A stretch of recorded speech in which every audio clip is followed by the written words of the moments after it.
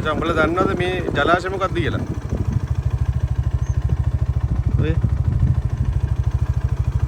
දැන්නමත් සමහරු දන්නේ නැති අතන තියෙන වාන්දොරටු එක්කම මොකද්ද ජලාශය කියලා. අපි යන් ඉතින්ද ඊළ කතා කරමු මොකද්ද මේ ජලාශය කියලා. හරි මම ආව ප්ලේස් එකට. මේ තියෙන්නේ මේ වෙන මොකක්වත් නෙවෙයි. ඔයාලා අපි හැමෝම දන්න දැදුරුවේ ජලාශය. දැනට මේ දැදුරුවේ ජලාශයේ වාන්දොරටු 4ක් ඇරලා තියෙනවා. ඔක්කොම ජලාශයේ වාන්දොරටු 8ක් තියෙනවා. අඩි 2 ගානේ ඇරලා තියෙනවා එක වාන්දොරටුවක්. ඉතින් මම ඔයාලට වෙනන්න කැරප්පු වාන්දොරටුවක් මේ තියෙන එහා පැත්තේ. එහා පැත්තේ තියෙන එකක් මේ දෙක තාම ඇරලා නැහැ.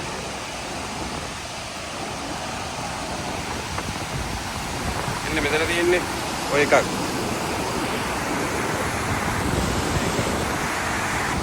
අඩි 2 ගානේ ඇරලා තියෙනවා කියලා තමයි මෙතන හිටිය මහත්තයෙක් මට කිව්වේ. ඔයාලා දන්නවා දැන් මීට දවස් ගානකට කලින් අපේ රට පොඩි ව්‍යසනයකට මුහුණ පෑවා. පොඩි නෙමෙයි විශාල ව්‍යසනයක්. ඒතකොට මේ ව්‍යසනයේට එක්තරා වූ හවුල්කාරයෙක් වෙනවා මෙයත්. කලින් එද්දි නම් මෙහෙම වතුර මේ බොර පාරට තිබ්බේ නැහැ. දැන් ඔයාලට පේනවාද මේ වතුර සෑහෙන්න බොර පාරට. ඔයාලට පේනවද ඈත? ඈත බලන්න ඔය කඳු ටික ඔක්කොම ගලවගෙන ගිහින්.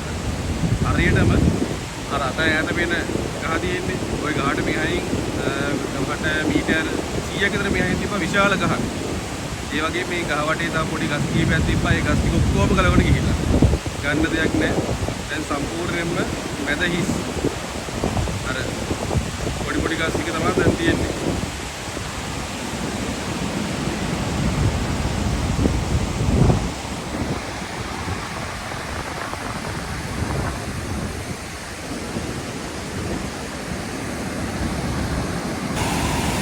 මම දැන් ආවා පහළට. මේ තියෙන දැදුරුවේ ජලාශයේ වාන්දොරටු තියෙන පැත්ත. පහළ පැත්ත. මෙතන මම ඔයාලට කලින් කියවනේ වාන්දොරටු 8ක් තියෙනවා කියලා. ඒ 8න් 4ක් දැන්නමත් ඇරලා තියෙනවා. අර තියෙන අර 4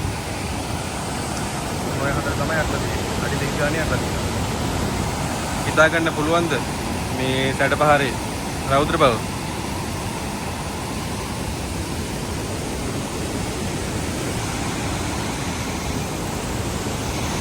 අර තියන්නේ කලින් අර මම ඔයාලට පෙන්නපු අර මේ කඩාගෙන ගිය පස් කණ්ඩිය පැත්ත.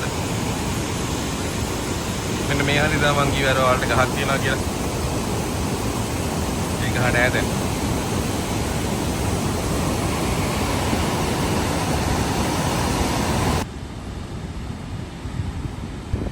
හරි. එහෙමනම් දැන් මම මෙතනින් යනවා.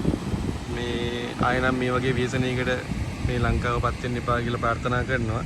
එතකොට මේ ව්‍යසනයෙන් අසරණ වුණ සෑම මිනිසෙක්ටම මේ තමන් හිටිය තත්වයට යථා තත්වයටපත් වෙන්න වාසනාව ශක්තිය ධෛර්යය ලැබේවා කියලා ප්‍රාර්ථනා කරනවා. අදට ගිහිල්ලා එන්න. ජය වේවා.